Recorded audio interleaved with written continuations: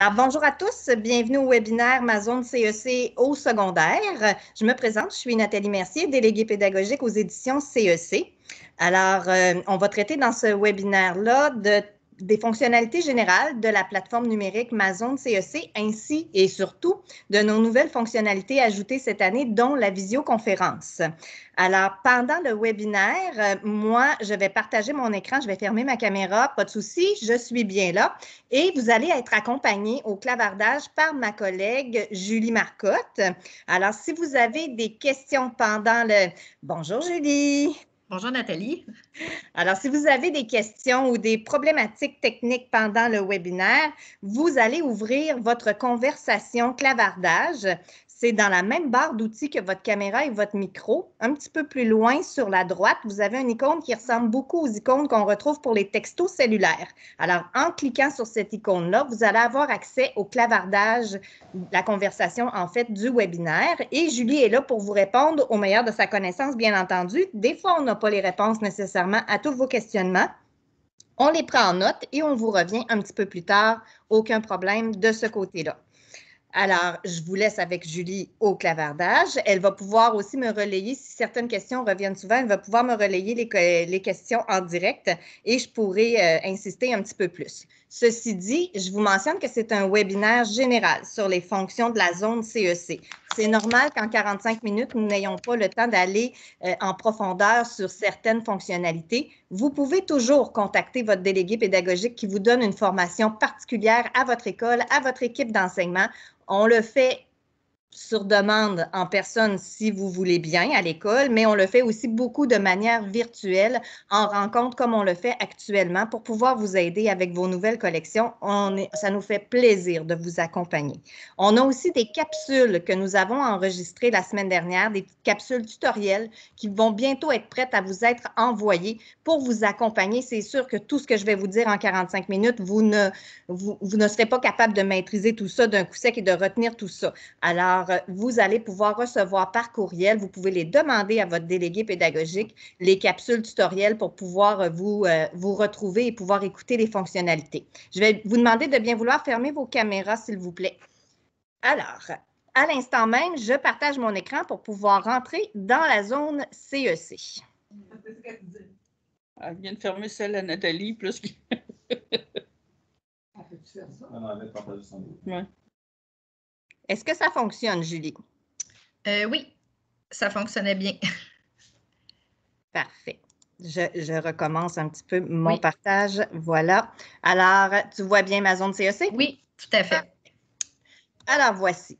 Je suis déjà rentrée dans mon compte. Je me suis créé un compte spécifique enseignant directement pour le webinaire. Alors, quand vous accédez à votre panneau de connexion, la zone CEC, pour ceux qui s'y connaissent un petit peu moins avec la zone CEC, je vais faire un petit retour sur comment ça fonctionne.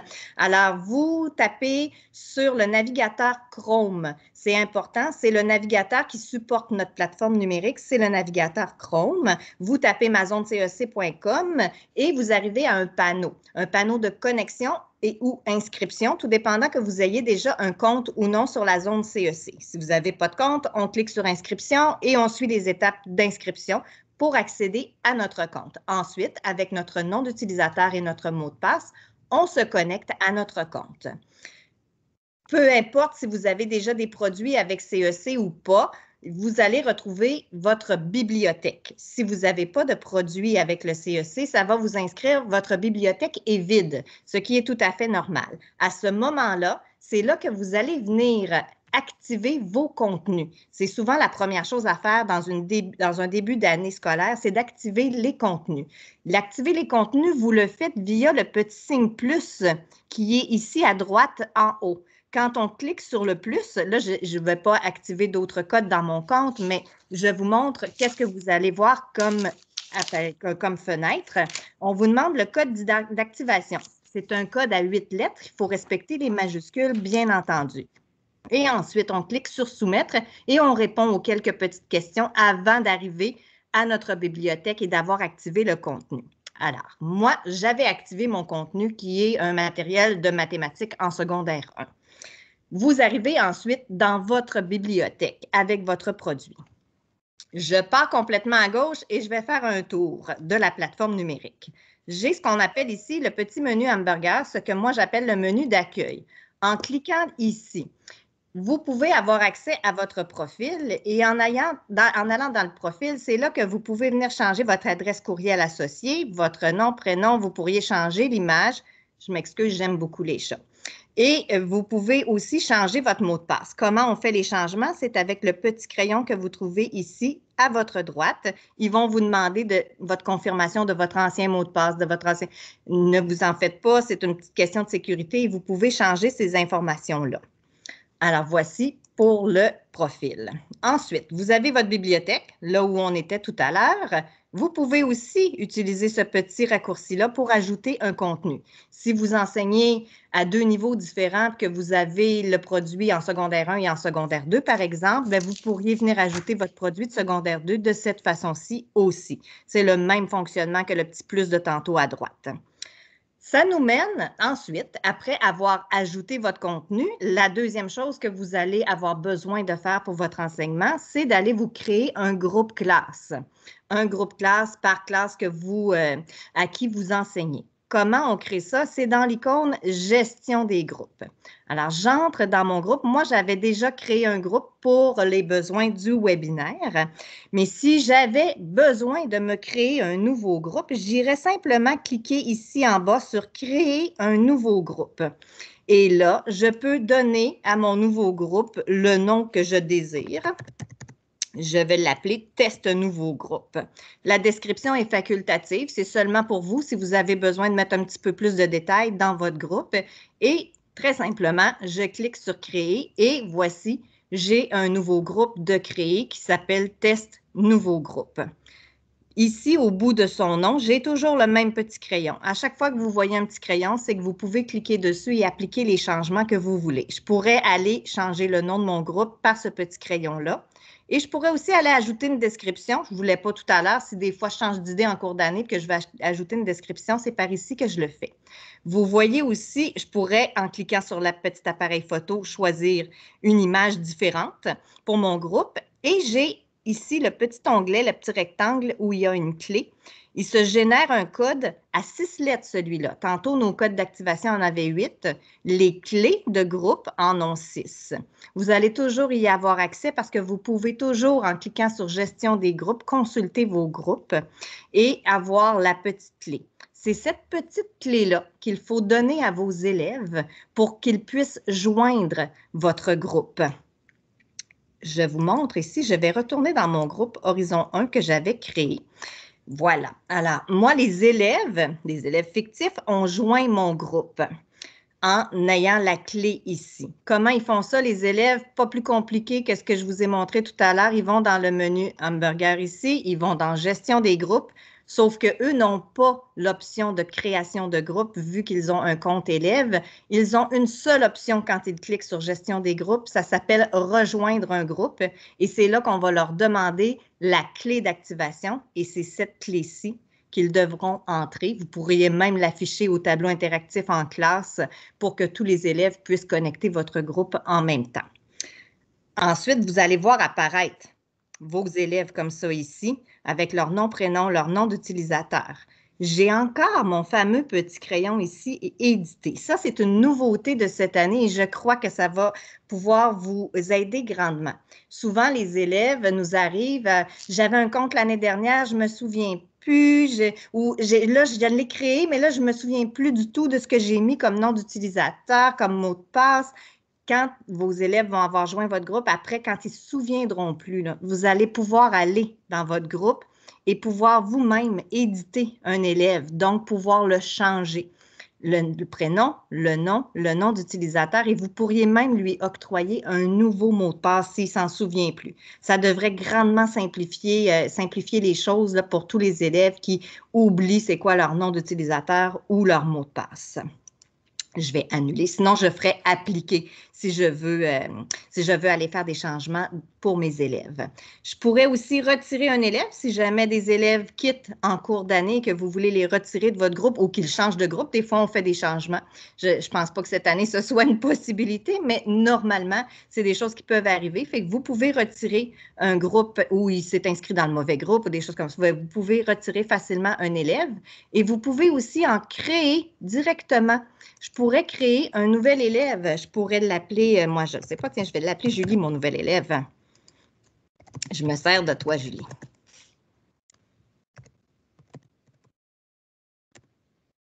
Je lui mets je ne veux pas lui mettre de mot de passe tout de suite parce que je voudrais un mot de passe commun à mon groupe, mettons. Si je veux un mot de passe individuel, là, je pourrais aller lui octroyer un mot de passe. Je vous mentionne une petite chose importante. Le mot de passe, peu importe où vous vous trouvez sur l'application de la zone CEC sur notre plateforme numérique, doit contenir 8 caractères, dont un chiffre. C'est très important de respecter ces 8 caractères-là. Il va y avoir un petit correctif qui va apparaître. C'est dès la semaine prochaine que le correctif va apparaître sur la plateforme pour vous indiquer que le mot de passe ne contient pas les caractères nécessaires ou le bon nombre de caractères. Mais pour l'instant, ça crée une problématique d'erreur et ça met échec de validation. Si vous rencontrez ce message-là, échec de validation, il faut juste faire annuler et voir à mettre un mot de passe qui contient 8 caractères, dont un chiffre. Fait que je pourrais aller lui mettre 1 et répéter à ce moment-là son nom sans problème. Et là, je pourrais faire créer. Ah ben, le nom d'usager existe déjà. C'est des choses que vous pouvez rencontrer quand vous créez des comptes, bien entendu, autant pour vous que pour les élèves. On vient ajouter des chiffres à ce moment-là où on change l'appellation. Je pourrais commencer par le nom de famille. Étant donné qu'on a beaucoup d'usagers, c'est des choses qui peuvent arriver. Fait qu'on va juste modifier un petit peu. Puis vous allez toujours avoir accès à votre panneau ici qui va vous redonner. Vous voyez le compte que je viens de créer, il est ici. Et la beauté de la chose de créer un compte dans un groupe déjà, c'est que votre élève, non seulement, mettons qu'il s'est ajouté en cours d'année, votre élève, son compte est créé, vous avez juste à lui donner son nom d'utilisateur et le mot de passe que vous lui avez octroyé et elle est automatiquement jointe à votre groupe, donc elle n'aura pas à faire cette étape-là de joindre le groupe, alors que les autres, en début d'année, vont devoir joindre votre groupe. Ça se fait quand même relativement rapidement. Vous avez aussi, je vous le mentionne quand même, c'est plus une fonctionnalité qui est utilisée au primaire. Ceci dit, peut-être qu'en première ou deuxième secondaire, vous allez avoir envie d'utiliser cette fonctionnalité-là. Vous pourriez décider que le mot de passe, il est commun à tout votre groupe. Fait que je viens rentrer mon mot de passe ici, toujours en respectant le 8 caractères, dont un chiffre, et je fais appliquer. Ça fait pas mal le tour du panneau de gestion de groupe. Donc, on active notre compte, on se crée un compte, on active notre contenu, on crée notre groupe, on aide nos élèves à joindre le groupe et là, nous sommes prêts à pouvoir faire notre enseignement. Alors, je retourne dans mon petit menu hamburger pour pouvoir aller directement dans ma bibliothèque et continuer avec la gestion du cahier et des exercices interactifs. Là, je vais rentrer dans mon contenu. Vous avez toujours vos vignettes qui apparaissent ici là, tout le long. J'en profite pour vous mentionner que vous avez une petite vignette ici qui vous permet de venir vérifier la date d'échéance de votre produit. J'entre dans mon cahier pour pouvoir aller dans les composantes que je veux aller consulter. Quand j'entre dans mon cahier, vous pouvez utiliser ici la petite barre pour pouvoir aller dans une page directement. Comme je pourrais ouvrir ma barre défilante et passer en mode navigation pour pouvoir me déplacer un petit peu plus rapidement. Et je peux cliquer sur la page que je veux. Je pourrais aussi utiliser la table des matières pour pouvoir aller dans chacun de mes chapitres. Peu importe la collection que vous allez utiliser, là, je peux aller directement, aussitôt que j'ai une flèche, c'est que je peux ouvrir des sections et aller cliquer directement dessus et ça m'amène directement à la bonne page. C'est souvent un petit peu plus rapide que les flèches page par page. Fait que vous pouvez aller l'onglet ici, le numéro de la page directement, vos petites flèches, mais aussi la table des matières pour vous promener dans votre cahier. Là où je veux aussi vous amener, on va faire le tour un petit peu plus tard de la barre d'outils qui est ici, qui vous permet plein de fonctionnalités dans votre cahier, soit en mode de présentation sur votre TBI ou dans votre licence à vous en mode planification, peu importe. Je veux aller tout de suite voir avec vous au niveau des exercices interactifs. C'est souvent la deuxième chose que vous allez vouloir installer avec vos élèves, surtout cette année où on a un mode qui peut être hybride, où on a un mode qui peut basculer à distance, où certains d'entre vous vont avoir à gérer les élèves qui sont à distance de toute façon, ou certains élèves qui vont être à distance temporairement. J'ai mes exercices interactifs. Alors, pour pouvoir aller les régler et consulter les résultats des élèves et voir ce qu'ils font, je clique sur ma vignette exercice interactif, quitter le tutoriel. C'est normal, on a une nouvelle plateforme, donc vous avez juste à les fermer temporairement. Alors, je suis dans les exercices interactifs. Si je ne viens pas actionner de groupe ici, j'ai mon petit icône. Les petits bonhommes, c'est toujours pour associer à vos groupes respectifs. Il faut dire à la plateforme dans quel groupe je veux aller gérer les choses, dans quel groupe je veux aller consulter les choses. Si on n'a pas cette petite étape-là d'aller sélectionner notre groupe, la plateforme ne peut pas deviner dans quel groupe vous allez avoir besoin de gérer les choses. Si je ne l'actionne pas et que je reste comme ça, je peux aller utiliser les exercices interactifs sur le tableau interactif et les faire en grands groupes, comme pour modéliser. C'est votre façon enseignement au tableau interactif. Si vous voulez régler et consulter les résultats des élèves, je dois cliquer ici sur mon petit bonhomme, mon petit icône bonhomme. Elle est un petit peu chatouilleuse, là, la plateforme, à ce niveau-là. Je reviens et j'y retourne. On va lui donner un petit peu d'aide. Je vais l'actualiser. Ça va aider. C'est des choses qui arrivent. Et voilà. Ça lui a fait du bien, un petit rafraîchissement. Alors ici, quand je clique sur mon icône de petit bonhomme, ce que moi j'appelle l'icône petit bonhomme, j'ai accès à mes groupes, les groupes que j'ai créés. Vous voyez, tantôt, j'avais créé avec vous le groupe test nouveau groupe, mais je n'ai pas d'élèves dedans. Alors, pour vous montrer les choses, je vais aller dans mon groupe préalablement créé, Horizon 1, et le petit chiffre entre parenthèses me dit que j'ai 7 élèves qui sont associés à ce groupe-là. Je viens le sélectionner et je fais OK. Ensuite, on me dit, est-ce que c'est bien ce groupe-là que vous voulez avoir avec la clé? Je reclique dessus pour dire à la plateforme, oui, oui, c'est bien ce groupe-là. Et vous voyez, là, je viens de changer un petit peu l'arborescence ici. Je suis dans mon groupe Horizon 1. C'est comme ça qu'on peut voir si on est bel et bien dans le bon groupe. Alors, apparaît évidemment les réglages que vous voyez ici avec la petite roulette et les résultats, la consultation des résultats. Si je veux voir des réglages un petit peu plus en détail, je clique sur « Voir les réglages », je pourrais les masquer aussi. Et là, m'apparaît une série de petits réglages. Dans la roulette, on va aller plus en profondeur. Je vais vous le montrer tout de suite après. Succinctement, on pourrait aller bloquer et débloquer en cliquant sur le petit cadenas. Cadenas vert veut dire débloquer, cadenas rouge, bloquer. Quand c'est bloqué, l'élève, même s'il a la composante dans son compte, ne peut pas accéder à ces exercices interactifs. Souvent, ce qu'on suggère, c'est de pouvoir bloquer complètement les exercices en début d'année, peu importe la matière.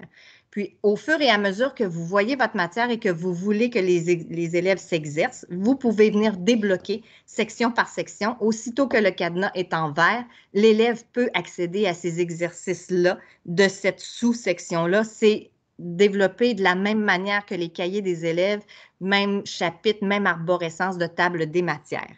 J'ai ensuite formatif ou sommatif.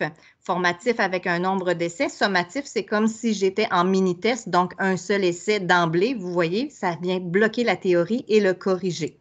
En formatif, je pourrais aussi décider que je ne la donne pas, la théorie accessible aux jeunes, ou que je ne leur donne pas accès au corrigé. C'est vous qui voyez, à savoir si vous voulez l'appliquer ou pas. Et ici, c'est le mode aléatoire que je peux enclencher. Souvent, en mode formatif, c'est plus ou moins utile, mais en mode sommatif, quand ils sont, même s'ils sont à 1 mètre de distance, en mode sommatif, ça peut être intéressant d'enclencher le mode aléatoire. C'est les mêmes questions au bout de la ligne que les élèves vont avoir à réponse, mais ils n'apparaîtront pas dans le même ordre pour tous les élèves. Donc, ça peut être quand même quelque chose de très intéressant à exploiter. Je veux aller plus loin dans mes réglages, je viens cliquer sur la petite roulette. Et là, vous voyez, ça m'a ouvert un panneau de réglages. Je peux décider, là, ils sont déverrouillés. Vous voyez, tantôt, on avait le petit cadenas vert. Je suis en début d'année, je voudrais aller tous les verrouiller pour pouvoir les déverrouiller section par section. Je viens ici sélectionner. Là, j'ai tout sélectionné. et je dis à la plateforme « Verrouiller » manuellement. Je pourrais aussi décider de faire des déverrouillages automatiques. Ceux qui veulent déjà programmer quelques semaines, quelques mois, voire même toute l'année pour ceux qui aiment fonctionner comme ça, vous pourriez décider que telle section, je choisis des verrouillages automatiques, c'est de telle date à telle date. Telle section, c'est de telle date à telle date. Et on fait appliquer entre chacune des actions qu'on veut poser. Là, pour l'instant, je veux les verrouiller au complet. Je suis en début d'année. Je suis en mode formatif. Nombre d'essais. La plateforme est d'emblée à 10, mais vous pouvez aller sélectionner le nombre d'essais que vous voulez. Souvent, les enseignants que moi j'ai rencontrés mettent 3 ou 4 essais, mais c'est vraiment à vous de décider le nombre d'essais que vous voulez que vos élèves aient dans leurs exercices interactifs. Donc, je viens mettre mon nombre d'essais. L'affichage, ici, tantôt, j'avais le petit corrigé, la petite théorie. C'est ici que je peux, si je ne veux pas que la théorie apparaisse, je viens le décocher. La même chose pour le corriger. Et pour le corriger, on a ajouté la petite fonction. Vous pouvez afficher le corrigé. Après, là, je leur donne 3 essais. Fait que moi, je voudrais qu'ils aient leur corrigé, mais après les 3 essais. Donc, ils ne peuvent pas voir la bonne réponse apparaître tant et aussi longtemps qu'ils ne se sont pas essayés les 3 essais que moi, j'ai donnés. Ça se peut que certains réussissent du premier coup. La plateforme va leur dire que c'est bien. Sinon, ils ne voient pas la bonne réponse tout de suite. Ils doivent réessayer jusqu'à 3 fois parce que vous leur donnez 3 fois. Encore là, c'est vous qui décidez qu'est-ce que vous voulez mettre comme nombre. Et mon petit ordre aléatoire est aussi ici que je pourrais sélectionner. Et là, je viens faire appliquer au niveau de mes réglages. Ça me dit que les réglages ont été appliqués. Alors, les élèves, quand ils vont rentrer en début d'année, ne pourront pas accéder à aucun exercice interactif tant et aussi longtemps que vous ne débloquerez pas leur contenu.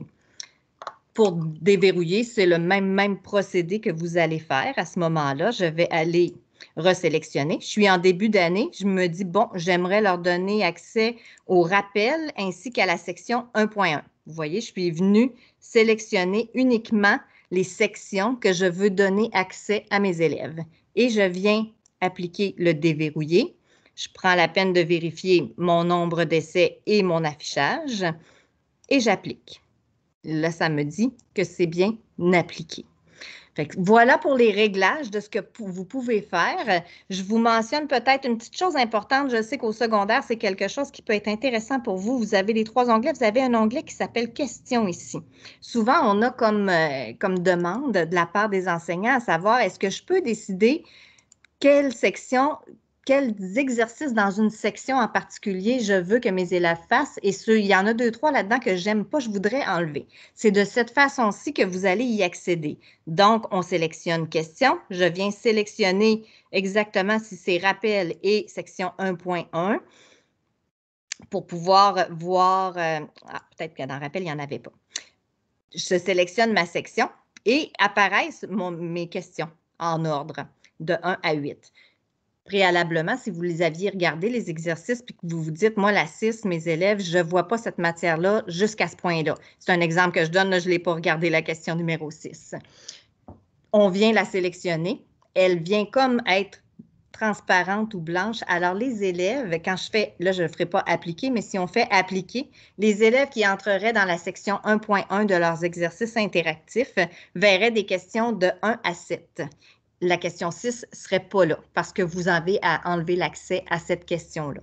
C'est de cette façon-là que vous pouvez venir choisir les questions que vous voulez. Ça pourrait être aussi le fait que vous voulez garder la question 6, 7, 8 pour éventuellement un mini-test. Ça pourrait être ça. Fait que je viens assurer celle que je ne veux pas que les élèves voient, tout simplement.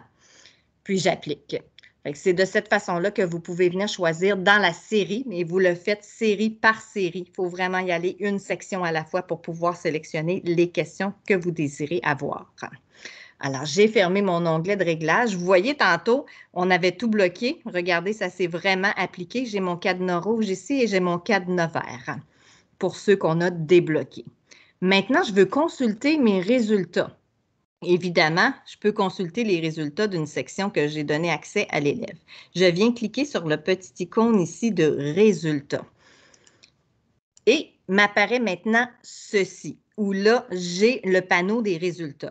Ce panneau-là, vous pourriez décider de l'exporter. Ça devient un fichier Excel que vous pouvez enregistrer dans votre ordinateur. Vous pourriez aussi imprimer directement à partir d'ici, ce tableau de résultats-là.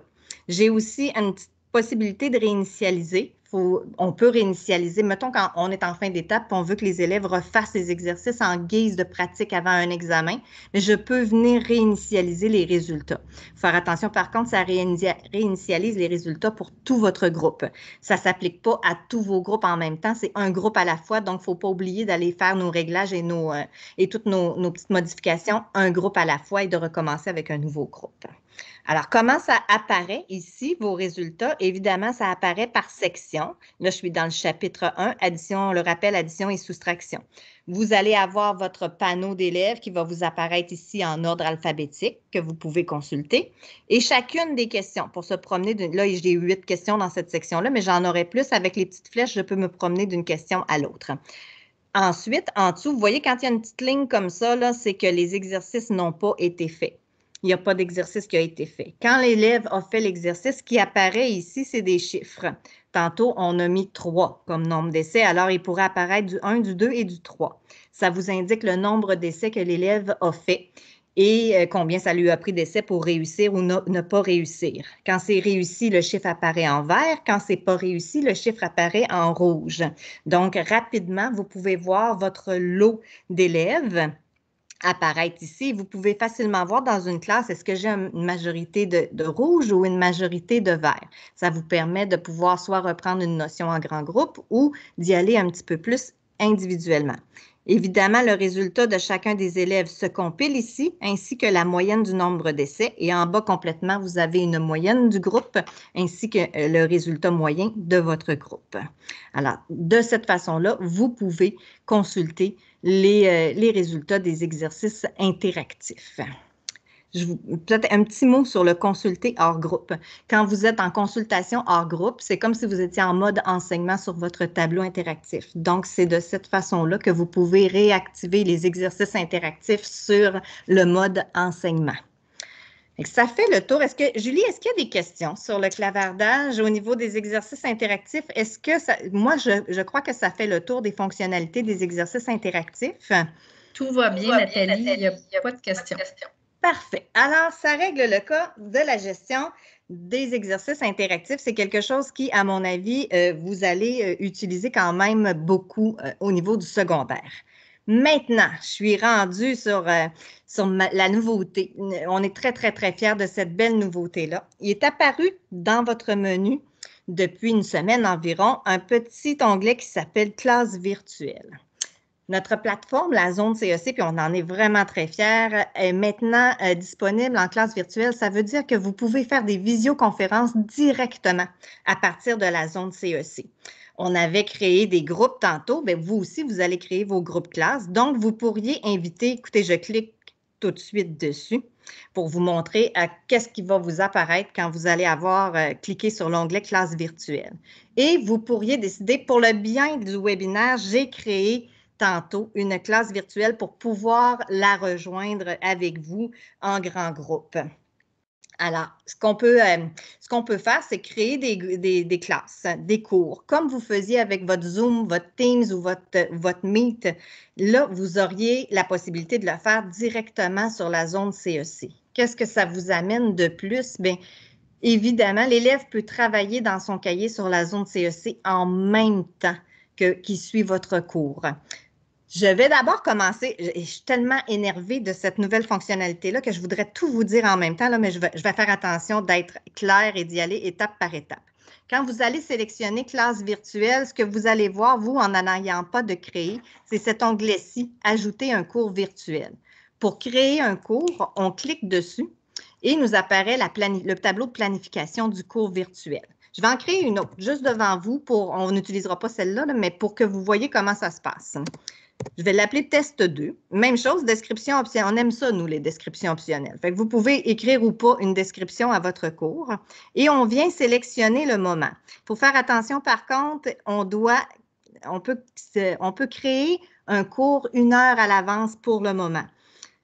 Donc, il faut penser créer nos cours un petit peu à l'avance. Donc, là, présentement, il est 11h32. Alors, je vais aller la mettre à 12h34 pour être bien sûr, là, pour le bien du webinaire. Je 26 août, c'est aujourd'hui. Je pourrais choisir une autre date aussi. Là, quand je clique sur mon calendrier, il m'apparaît le mois, l'heure et les minutes. Fait que vous choisissez vraiment selon vous. La durée, moi, je vais le laisser à 1 heure, mais vous pourriez décider que c'est un cours d'1h30 ou de 2 heures. C'est vous qui sélectionnez la durée.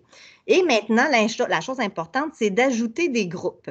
C'est là que vous allez venir sélectionner à quel groupe vous voulez donner un cours. Est-ce que c'est à tous vos groupes en même temps? Si on est à distance, c'est quelque chose qui peut arriver. Dans ce cas-là, je les sélectionne les deux.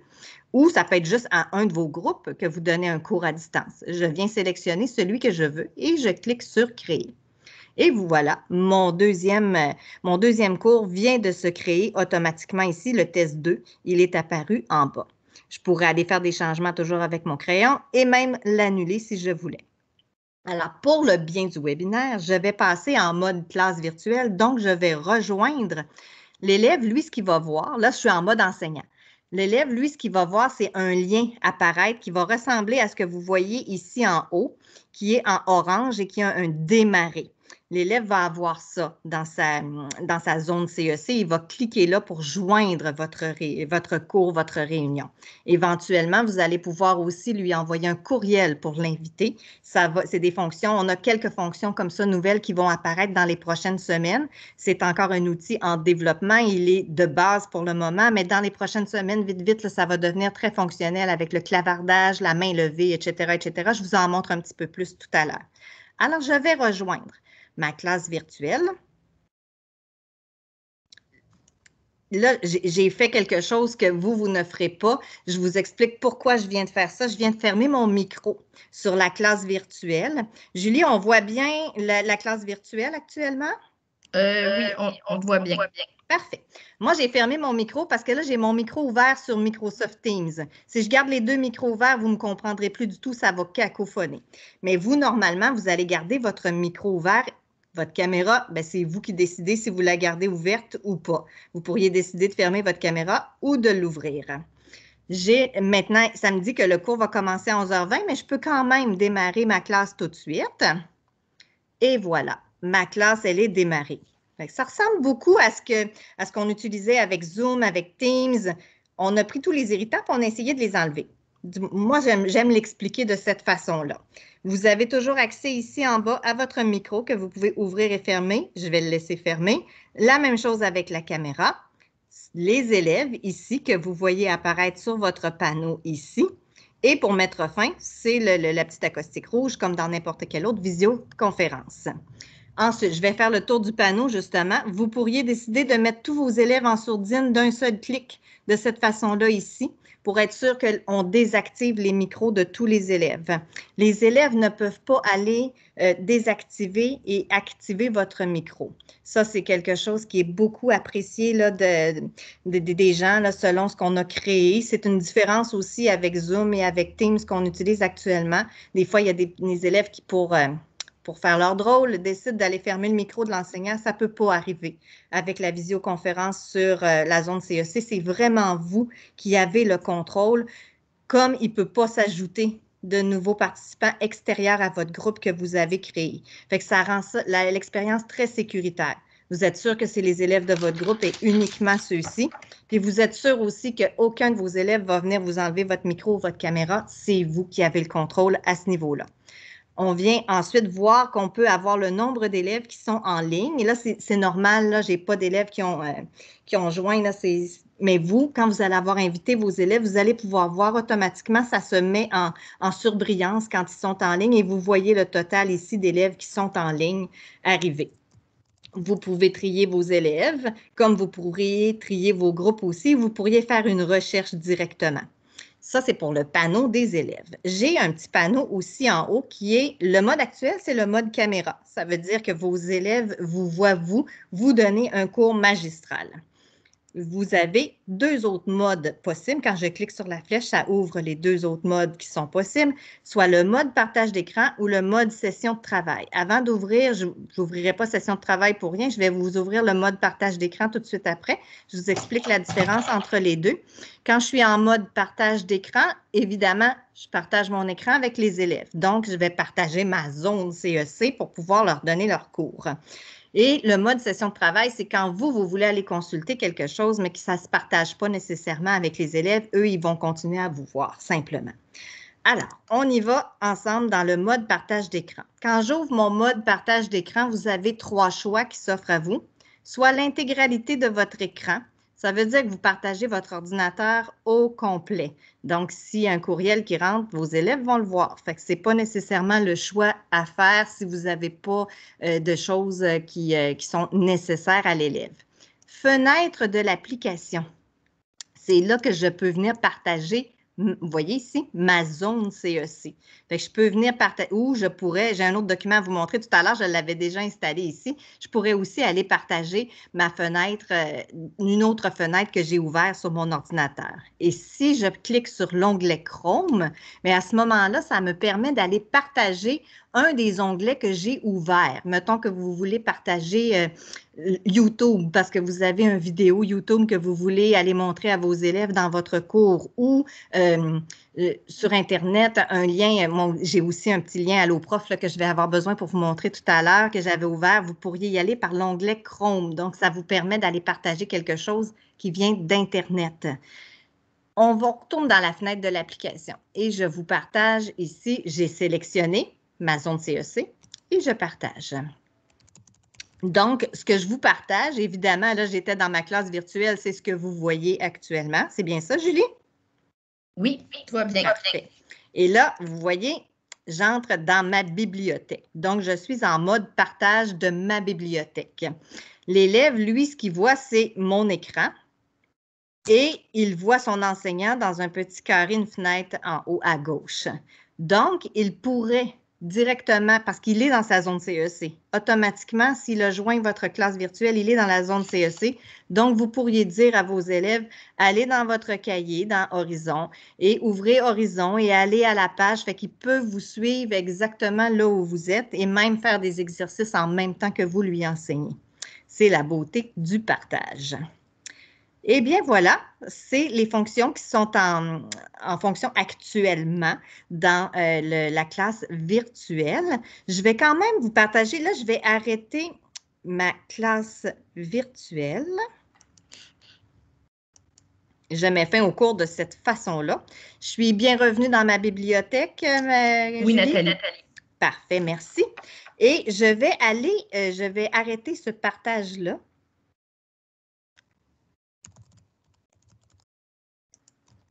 Ce ne sera pas très long. J'y arrive, j'y arrive. Et je vais aller vous repartager. Est-ce qu'on voit bien mon document élève ce qu'il voit? Oui. Parfait. Alors là, je vous ai partagé un petit document qu'un de mes collègues a préparé sur, c'est la suite en fait de la visioconférence qui s'en vient pour vous. Alors, sur l'écran de l'élève, comme pour le bien du webinaire, je ne me suis pas connectée en tant qu'élève, mais bien en tant qu'enseignant. On voulait vous montrer un petit peu ce que l'élève va voir dans la classe virtuelle. Alors, quand vous êtes en mode caméra, l'élève vous voit dans le milieu. Et ils vont avoir évidemment, et vous aussi, accès à un clavardage qui va vous apparaître. C'est une fonction qui va entrer en vigueur la semaine prochaine, normalement sur la visioconférence. Donc, quand même rapidement, là, vous allez avoir accès à un clavardage avec les élèves. Ensuite, sur l'écran de l'élève, les élèves peuvent échanger dans l'espace de discussion ici, peuvent échanger avec vous, peuvent échanger entre eux. Ensuite, je m'excuse si ça vous donne le tournis, là, les pages je vais essayer de faire ça succinctement. Tantôt, je vous ai montré le mode partage de l'écran. Quand on est en mode partage de l'écran, sur l'écran de l'élève, ce que je vous disais, là, on voit le cahier et l'élève vous voit dans une petite fenêtre en haut à gauche. Donc, on peut travailler, on peut mettre notre petite barre à la verticale et on peut suivre notre cours en même temps. C'est une fonction que vous ne pourrez pas avoir sur Zoom ou Teams. C'est vraiment spécifique à la zone CEC et je crois que c'est vraiment appréciable comme fonction. Vous voyez, on a d'autres exemples. Les élèves peuvent répondre dans leur cahier en suivant le cours de l'enseignant. Et ensuite, il va s'ajouter aussi des fonctions de notification et de main levée qui vont venir un peu plus dans quelques semaines seulement. Inquiétez-vous pas trop tard. C'est en septembre que vous allez voir apparaître aussi la main levée ainsi que les notifications là, qui vont apparaître pour l'enseignant pour voir qui a levé la main et dans quel ordre aussi les élèves ont levé la main. Fait que ça, vous allez avoir des panneaux là, qui vont... Rapidement, je vous montre un panneau de clavardage, à quoi ça va ressembler. L'élève ne pourra pas supprimer les messages de d'autres, juste les siens, alors que le prof va pouvoir supprimer si jamais il y en a un qui donne un message qui n'est pas très gentil ou des choses comme ça ou inappropriées, vous allez pouvoir aller les supprimer. Pour ce qui est de la main levée, bien, on voit les deux icônes qui vont être disponibles. Lever la main, bien, c'est la main, bien entendu, et le panneau d'arborescence enseignant pour voir qui a levé la main et dans quel ordre c'est apparu. Et vous pouvez aller répondre aux élèves directement. Il va aussi avoir des paramètres, mais je ne vous amène pas là pour l'instant pour paramétrer vos choses.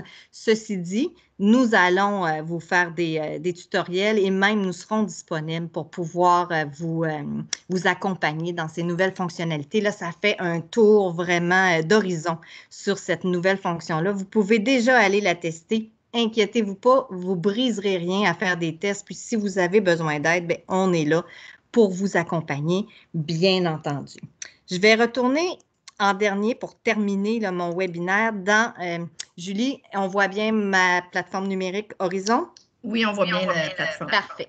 La dernière chose que je veux vous amener, parce que je vous l'ai dit tout à l'heure qu'on irait, je sais que le temps file, là, je vais vous laisser une période de questions, mais je voulais quand même vous montrer quelques trucs au niveau du cahier numérique. Je suis rentrée dans mon cahier Horizon en cliquant sur ma vignette Cahier corrigé. J'ai ma barre d'outils ici que je peux utiliser. Évidemment, j'ai ma loupe Zoom plus, Zoom moins pour pouvoir grossir des trucs que je voudrais montrer au tableau interactif. Je suis venue moins pour revenir à mon état initial. Je suis venue la sélectionner, appliquer une sélection et en lâchant la sélection, ça me zoome le tout. J'ai toujours mon mode d'affichage. Je peux afficher une demi-page. D'emblée, c'est celle-là qui va s'ouvrir sur votre plateforme numérique parce que c'est plus facile avec le TBI.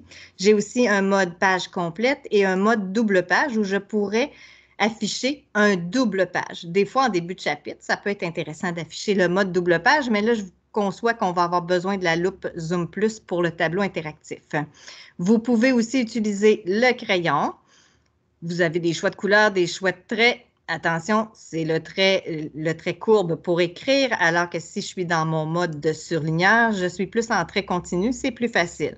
J'ai aussi mon efface que je peux utiliser, grosseur d'efface, je vous suggère la plus grosse, ou sinon on peut faire tout effacer, ça va demander si vous voulez effacer les dessins de ces deux pages-là ou de cette page-là. J'ai ensuite mon icône du petit cœur où je peux ajouter dans les favoris. Si c'est une page de théorie où je pense avoir besoin d'y revenir souvent dans l'année, je peux l'ajouter aux favoris et ça vient s'ajouter directement dans l'onglet ici en bas. J'ai ma table des matières, j'ai aussi mes favoris et en ouvrant mes favoris, je peux aller cliquer sur toutes les pages que j'ai ajoutées là. C'est sûr que si sur 250 pages, vous venez ajouter 200 pages, ça ne fera pas vraiment un raccourci, mais souvent, on a peut-être une dizaine ou une douzaine de pages sur lesquelles on pense pouvoir avoir besoin de revenir dans le courant de l'année ou en fin d'étape. On peut aller les ajouter là, ça nous sauve beaucoup de temps. J'ai évidemment mon corrigé. Pour ce faire, je vais changer de page. Je vais venir mettre une page avec des exercices où je sais qu'il y a des exercices et je peux afficher mon corrigé.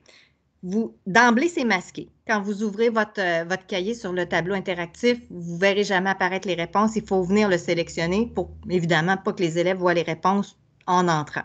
Vous pouvez sélectionner une réponse à la fois ou toutes les réponses. Si je fais toutes les réponses des pages affichées, seulement les pages affichées, vont s'appliquer. Si je veux l'enlever, je refais masquer et je pourrais aussi choisir une réponse à la fois et venir simplement dans chacun des casiers pour appliquer les réponses. Fait que ça, c'est vos deux modes de corriger. Je pourrais accéder à mes ressources irreproductibles directement par l'onglet qui est ici. D'ailleurs, on va y aller sur le champ dans les ressources et les reproductibles parce que je veux aussi vous montrer une nouvelle fonctionnalité de cette année par rapport aux ressources. Il est possible que vous ayez un mode hybride, que vous ayez enseigné à distance. Donc, si j'entre, mettons que je vais dans les renforcements. Ils sont classés chapitre par chapitre. Peu importe la matière, là, vous avez une arborescence qui vous est propre. J'ai mes petites fiches qui apparaissent ici. Là, je dois fermer mon petit onglet ici. et retourner par ici. Je n'ai pas passé par le bon chemin. Vous voyez, je me suis trompée. C'est des choses qui arrivent. Alors, je suis dans mes... Pourquoi? Je vous explique pourquoi, par exemple. En passant par mon onglet du bas, je n'ai pas accès à ma fonction de groupe. Donc, je ne pourrais pas venir associer un groupe, alors que ce que je veux vous montrer, c'est du partage. Vous pourriez partager si vos élèves ont la zone CEC, bien entendu, avec les exercices, le cahier numérique. Vous pourriez venir partager avec eux maintenant des fiches reproductibles, des vidéos et des audios. Comment on le fait? Bien, on vient entrer dans nos reproductibles. On vient sélectionner notre groupe de la même manière qu'on a fait avec les exercices interactifs tout à l'heure. Je viens lui dire à la plateforme, c'est avec ce groupe-là que je veux faire un partage. Je clique sur OK. Je reclique sur mon groupe pour entrer dedans. La première étape, je lui ai dit que c'était ce groupe-là et là, j'entre dans mon groupe. Vous voyez, ça s'est placé sur Horizon 1. J'ai 0 fichier de partager. Qu'est-ce que je veux partager? Je veux partager des renforcements du chapitre 1. Alors, moi, j'ai décidé que je voulais envoyer à mes élèves des PDF. Je pourrais leur envoyer les Word. Faites attention, si vos élèves utilisent le format Word, vous savez, dans le format Word, quand ils remplissent la feuille directement, ça change la mise en page un tout petit peu. Vaut mieux peut-être partager les fichiers PDF qu'ils vont devoir imprimer, prendre en photo et vous retourner, puis si vous le désirez, ou même aller vous les déposer. Et je peux aussi partager le corrigé. Ça aussi, c'est une nouveauté de cette année. Fait que je décide que je partage, pas tout de suite le corrigé, tiens, juste le renforcement 1.1 et le renforcement 1.2 parce que c'est les deux sections que j'aurais vues. Et là, ça me dit ici, 2 fichiers partagés. Je n'ai rien de plus à faire. Si je veux, au bout d'une semaine, aller leur enlever ça, je viens juste les décliquer. À ce moment-là, 0 fichier partagé. Et là, je me dis, bon, après la semaine 2, je vais partager le corrigé maintenant.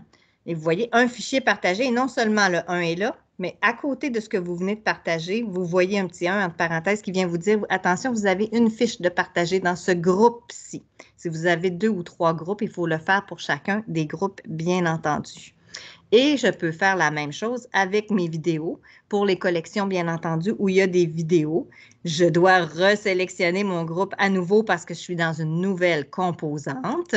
Dire à la plateforme, c'est avec ce groupe-là que je veux venir partager l'aire d'un parallélogramme, l'aire d'un rectangle. Et vous voyez, ça vous dit 2 fichiers partagés. Je veux leur donner complètement ou sporadiquement, c'est vous qui décidez. Quand je ne veux plus leur donner l'autorisation de les regarder, je viens simplement les désélectionner. Ça, c'était une fonction qui nous était beaucoup demandée pour pouvoir partager des reproductibles facilement avec les élèves ainsi que les corriger pour vous éviter un petit peu, bien entendu, de tâches de correction. C'est rendu au secondaire, c'est plus facile de les faire travailler en autocorrection. Il me reste 2 petites choses à vous montrer. Je sais que vous devez avoir la tête bien pleine. Pour ce faire, je vais aller dans une page simple. Je voulais aller à la page 33. Alors, je m'étais préparée d'avance. C'est cette page-là que je voulais avoir, là, la page 33. Ici, vous voyez, je peux fermer ou ouvrir ma barre là, si elle me dérange et je peux aussi la transporter aussi si elle me dérange. Je voulais aller vous montrer comment consulter les cahiers de vos élèves qui vont être dans votre groupe et même faire de la correction à distance. C'est pas pour rien que j'ai pris la page. Je vais me mettre en demi-page, même ça va être plus facile. Pas pour rien que j'ai pris la page 33, vous allez voir. Alors, je viens encore une fois sélectionner mes petits bonhommes pour dire à la plateforme, je veux aller voir les élèves de mon groupe. Les élèves de mon groupe Horizon 1. Moi, j'avais juste un groupe là, ici associé. Si vous en avez plusieurs, ils vont vous donner le choix et on vient cliquer le groupe. Vous voyez, est apparu ici mon livre. Je vais le remonter pour le bien de la chose. Mon livre, c'est toujours votre livre à vous, donc votre cahier enseignant. Vous êtes dans votre cahier à vous. Pour voir les cahiers des élèves de votre groupe, je fais la petite flèche ici et je me retrouve dans le cahier de un des élèves.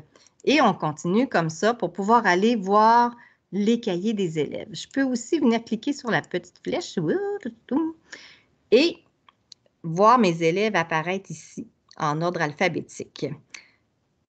Une petite chose importante à vous mentionner, il y a une icône quand on ouvre le groupe comme ça qui s'appelle « Partager vos notes personnelles avec le groupe ». Si on vient cliquer ça ici, si vous ajoutez des choses dans votre cahier, des hyperliens, on va aller le voir tout de suite après cette fonctionnalité-là, les élèves de ce groupe-là vont pouvoir y accéder dans votre cahier. Donc, quand eux, ils vont ouvrir, ils ne voient pas les autres élèves de la classe. Eux, ils ont leur cahier à eux et ils ont votre cahier d'enseignant. Dans votre cahier d'enseignant, ils peuvent aller cliquer sur ce que vous ajoutez si vous, bien entendu, vous partagez vos notes personnelles avec le groupe. Moi, je vais aller je me suis fait un compte élève pour le bien de la cause. Donc, je savais que j'avais fait des exercices dans cette page-là. C'est comme ça que vous pouvez consulter. Si vous donnez à vos élèves des pages à faire, vous pouvez aller voir, premièrement, s'ils ont bel et bien fait les exercices, mais vous pouvez aussi aller y apposer des corrections. Ici, j'en avais déjà corrigé. Je vais vous montrer avec celle-ci. Dans une case réponse, je viens cliquer dans la case et apparaît ici le code de correction. Donc, j'ai bon, incorrect ou à refaire. Si vous voulez que votre élève refasse l'exercice, c'est important d'aller cliquer « Refaire ». Refaire va vous donner accès aussi, peu importe ce que vous choisissez, bon, incorrect ou refaire, vous avez le droit d'écrire à l'élève un petit mot. Ça peut être, je ne sais pas moi, refait cette section, s'il vous plaît. Je viens lui écrire un petit mot et je fais confirmer. Vous voyez, mon espace s'est mis en jaune. Le refaire, c'est le code jaune. Le incorrect, c'est le code rouge qui apparaît ici. Et le code bon, c'est le code vert qui apparaît ici. Quand il y a un petit icône dans le coin, c'est la note. C'est que l'enseignant a mis une note. Et en cliquant sur le petit coin, l'élève peut aller consulter la petite note que vous lui avez mise. Comme c'est jaune, l'élève va pouvoir réaccéder à son espace et refaire son exercice. Alors que quand c'est vert et quand c'est rouge, l'élève n'a pas accès à refaire l'exercice. Vous voyez ici, j'avais mis une petite note bravo. Et ici, comme il n'y a pas de petit carré, c'est qu'il n'y avait aucune notation qui avait été ajoutée. Alors, c'est de cette façon-là que vous pouvez aller consulter vos cahiers des élèves et que vous pouvez aller apposer un code de correction. Comme je le disais au début, inquiétez-vous pas, il y a des petites capsules tutoriels qui s'en viennent où on va reprendre chacune des fonctions une par une et vous accompagner à l'aide d'un petit vidéo parlé où on vous montre, vous allez pouvoir vous appuyer là-dessus sans aucun problème. Je vais retourner dans mon cahier. Voilà ici. Donc, mon livre. Donc, je suis bel et bien dans le livre de l'enseignant à ce moment-là. Mon dernier icône que j'ai à vous présenter, c'est l'icône « Ajouter ». Tantôt, je vous disais que les élèves peuvent, dans votre livre à vous, venir consulter ce que vous ajoutez. Je peux cliquer ici et j'ai 4 choix qui s'offrent à moi. Qu'est-ce que je peux faire? Je pourrais ajouter un bout de texte, vraiment aller inscrire une petite note pour les élèves dans une page. Je pourrais ajouter un hyperlien. C'est ça qu'on va aller faire ensemble. On va aller ajouter un hyperlien dans le cahier. Je pourrais m'enregistrer. C'est sûr que vous avez un laps de temps. Là, c'est un petit enregistrement audio que vous pouvez faire pour parler à vos élèves. Quand ils cliquent sur la pastille, ils vous entendent. Ils entendent le petit mot que vous avez mis pour eux.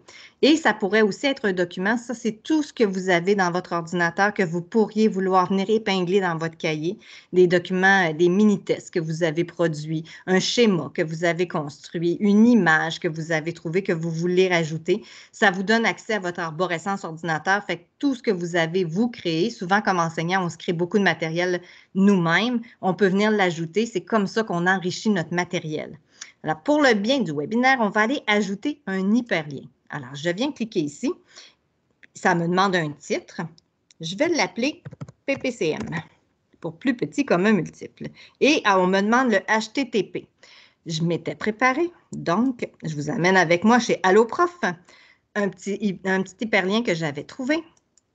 Je viens copier. Je sais pas ça, voilà. Copier. Et je reviens dans mon petit tableau ici. Et je viens coller mon hyperlien. Je pourrais ajouter une description optionnelle, comme toujours, et je choisis ensuite la couleur de pastille que je veux. Vous pourriez vous faire une légende. Je ne sais pas, moi, les notes sont d'une telle couleur, les hyperliens sont d'une autre couleur de pastille. C'est vous qui choisissez. J'ai aussi l'option de garder ça en note privée. Si je viens cliquer note privée, vos élèves ne le verront pas. C'est pour vous. Vous pouvez vouloir vous ajouter du matériel pour vous, pour vos évaluations ou peu importe la raison. Si je clique note privée, les élèves ne pourront pas voir, même s'ils ont accès à votre cahier. C'est une petite composante intéressante. Si je veux que mes élèves le voient, je ne clique pas Note privée et je viens sélectionner, mettons que je choisis le mauve et je fais enregistrer. Je vais tasser ça. Vous voyez, ma petite pastille, elle est apparue ici. Je peux la prendre et l'apporter où je veux dans ma page. Et quand l'élève va aller, ou vous, allez cliquer dessus, ça va me donner le panneau qui me dit qu'est-ce que c'est. Puis en cliquant dessus, ils me disent que je vais quitter l'environnement, mais je vais pouvoir ouvrir mon hyperlien directement. Fait que ça, vous pouvez aller enrichir votre plateforme avec l'icône ajoutée autant de fois que vous voulez dans vos pages. Si vous ne voulez plus l'avoir, la petite poubelle, on dit oui et l'icône disparaît. Voilà. La plateforme enregistre tout en temps réel. Ce que vous ne voulez pas conserver, vous devez vous-même aller le retirer dans votre plateforme numérique. En terminant, là, j'ai fait un bond de la plateforme numérique à notre site Internet pour vous montrer. Tantôt, je vous disais, oui, il y a des capsules qui vont être disponibles. Vous pouvez en faire la demande à votre délégué. Si vous avez envie d'avoir une présentation plus personnalisée d'une collection en particulier, on est tous et toutes là pour vous aider. On est disponible. Vous avez qu'à nous écrire. Et comment le faire? Bien, sur notre site Internet des éditions CEC, vous avez juste en haut ici, trouver votre délégué. Et par territoire et ensuite par commission scolaire, vous allez pouvoir sélectionner la personne qui s'occupe de votre région. Vous pouvez même cliquer directement sur nos courriels et sur nos numéros de téléphone pour nous joindre directement. Alors voilà, moi, ça fait le tour de ce que j'avais vraiment à vous dire par rapport à la zone CEC.